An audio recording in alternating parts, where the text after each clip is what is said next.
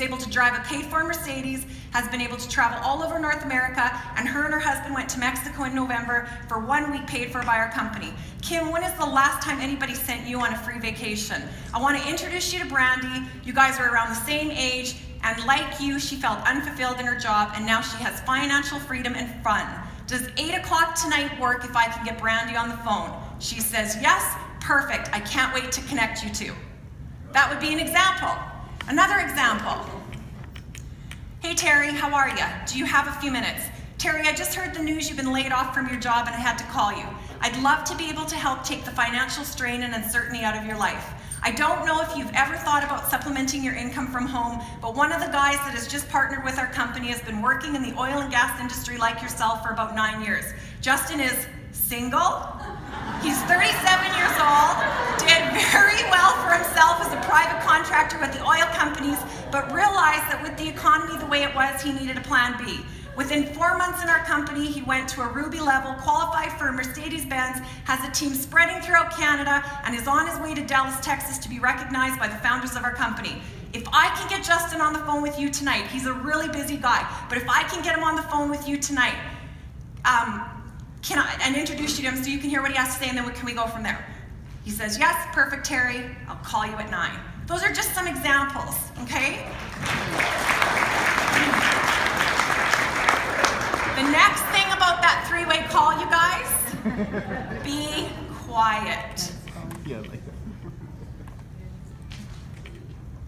Once the short introduction is made, the call belongs to the speaker. Same scenario. It's whatever time I said I was calling Kim back. So I've connected the call. Brandy and Kim, have I got you guys both here? Perfect. I've told you both a bit about each other already, so I just want to say, Brandy, Kim is someone who I adore, and I'd love to show her how DynaMAXX could get her out of stress and into a place she wants to be. You are the perfect person for her to be talking to because you've been there yourself. So Brandy, this is Kim. Kim, this is Brandy. And then I zip my lips. And that call, Brandy owns that call. And unless she says to me, Carla, do you have anything else to say? Carla, do you want to say goodbye? I don't talk again. Okay? Terry, Justin, do I have you both on? Perfect. Justin, I've already told you, I've already told Terry all about you and what you've accomplished since joining our company. The reason I want to connect you to is because I know, Justin, that you never saw yourself going from the oil industry to building a home-based business, and now you have had a lot of fun and success, and I'd love to show Terry how we can help him do the same. Justin, this is Terry, Justin, and I am done. My lips are sealed, okay? Just examples.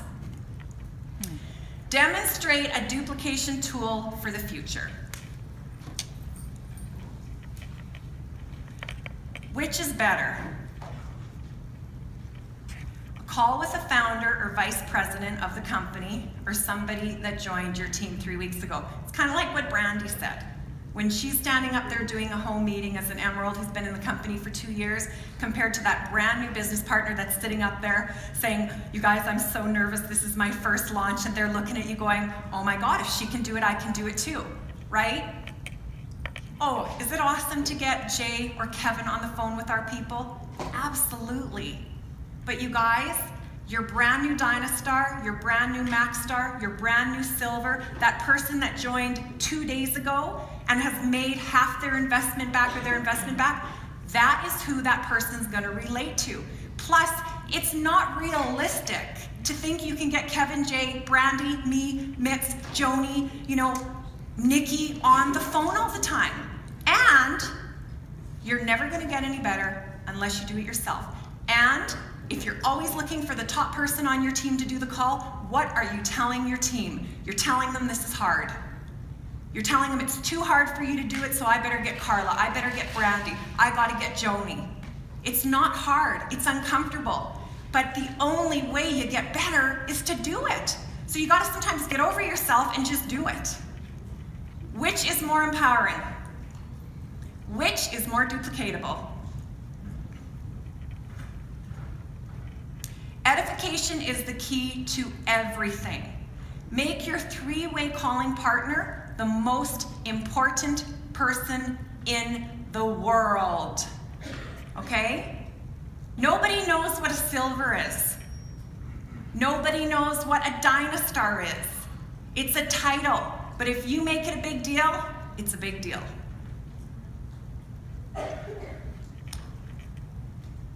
Okay, I have no idea why this is changing color. I'm not the best at putting together a PowerPoint. So, practice, practice, practice. Any two people can build an empire together by mastering the three-way call. And the only way to master the three-way call is to do it over and over and over again. If somebody says to me, I really don't do three-way calls, I don't get that. How are you inviting people? How are you inviting people? Or how are you doing all of those calls that Brandy talked about before you do a home meeting? You know, how are you doing that if you're not doing three-way calls? You all need to be doing three-way calls. Keep your calls 5 minutes or less. Three-way calls are not typically full-on opportunity calls. Now, you guys, we've got, the Thursday night call you can lead people to, and I get it. It's Friday. You don't want to wait till Thursday. Maybe they live in another province. There are going to be times when you may, do a quick overview or whatever.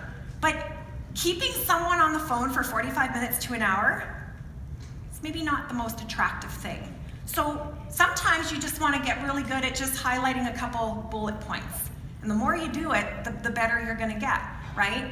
We, for a while there, we were doing Thursday calls and Tuesday calls, right? Or that sometimes if you've got a team building, or starting to grow in another area, that's something that maybe you can do with your team is say, you know what, let's get some more calls going so we have something to lead people to.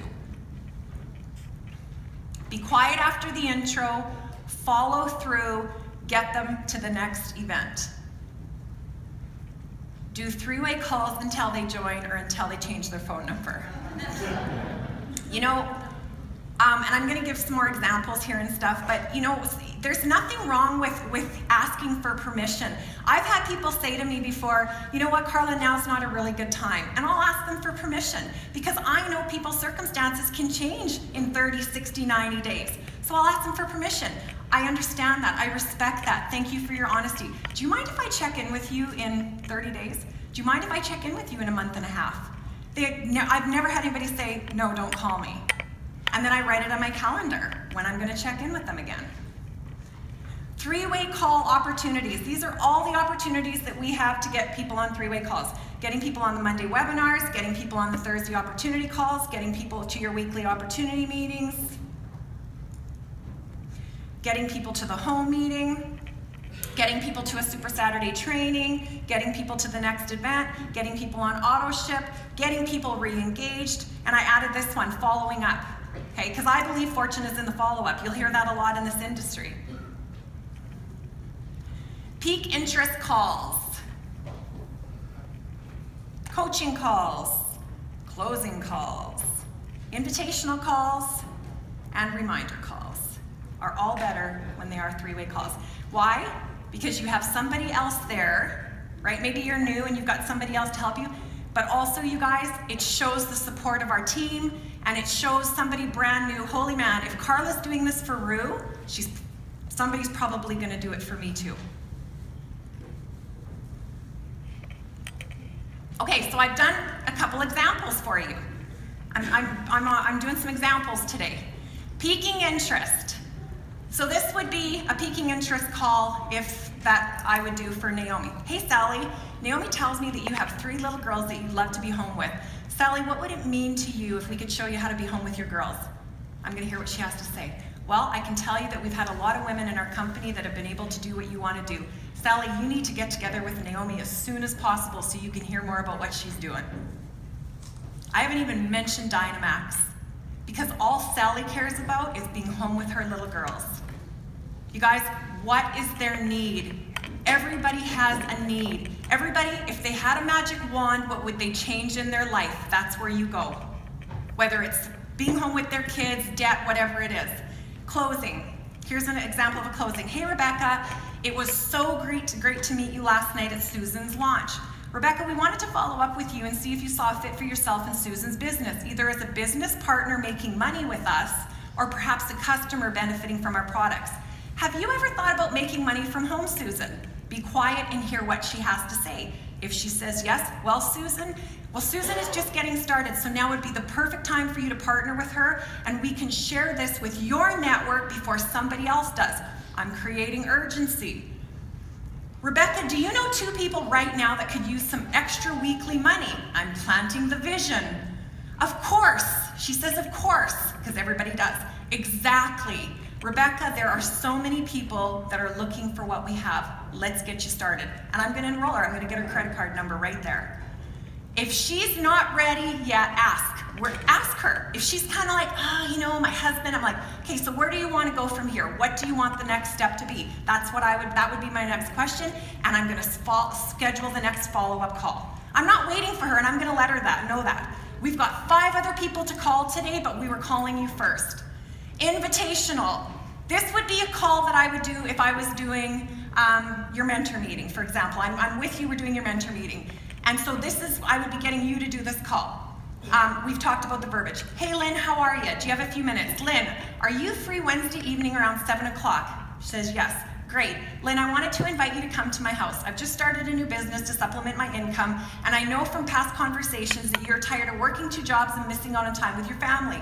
I don't know if this will interest you, but I want you to come and hear the information so you can decide for yourself. Not only would I love to help you make some extra money and have more time with your family, but I know we would have so much fun working together if you like it. 7 o'clock Wednesday, can I count on you to come? She says, sure, I'll come. Awesome. Lynn, while I have you on the phone, I want to really quickly introduce you to my business partner, Gord, who is coming to do the presentation so he can say hi. Gord gets on the phone. Hey Lynn, Carla's told me some great things about you, and I look so forward to meeting you Wednesday night. If you have a chance, come a few minutes early so I can put a face to your name. See you Wednesday, Lynn. Okay? Then 2 hours before, reminder. So a Monday night call reminder. You might be phoning some of your team, reminding them, get on the Monday night call. Saturday trainings or the launch, right? So 2 hours before, I'm gonna call and remind somebody. Do not ask them, hey, you still coming?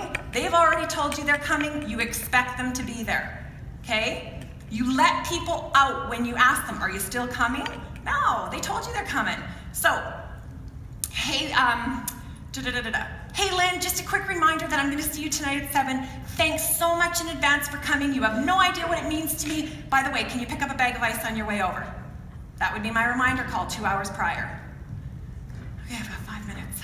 Remember, no matter what kind of call you are doing, make it all about them. What is their problem and how can your opportunity be their solution? Don't come across like you're trying to convince or sell them on something. Nobody wants to feel like they're being sold. I saw Kevin say that on Friday in one of the trainings, and it's so true. Do not come across desperate or needy. You guys, there is no reason to ever come across desperate or needy. It's not attractive. Plus, we have the most incredible opportunity, products to offer people. You know what? Like, it's kind of like, and you've heard me say this before, I've kind of got that, I'm Bill Gates. You know, this is Microsoft before it takes off, and if you want a piece of the pie, come along for the ride. If you don't, see you later, sucker. That's kind of in my mind, that's the attitude I have.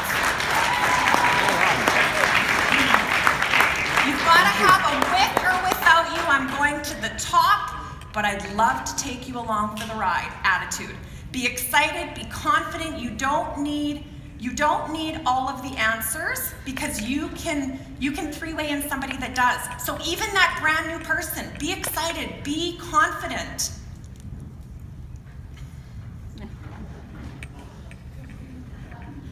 I asked Carrie to send me pictures of her on the phone, and she sent me this one of her daughter, and oh my gosh, I had to put it on because there's a future DynaMAXXer. Master the 3-way call and you are never out of production. You guys think about that. Think about that. Ask any of the leaders in this room how many calls they have done. 3-way calling is effective and it's easy to duplicate.